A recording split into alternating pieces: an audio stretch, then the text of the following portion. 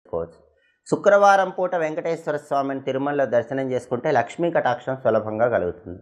అదేవిధంగా శనివారం పూట వెంకటేశ్వర స్వామిని తిరుమలలో దర్శనం చేసుకుంటే నవగ్రహ దోషాలు తొలగిపోతాయి, కలిబాధల నుంచి బయటపడవచ్చు.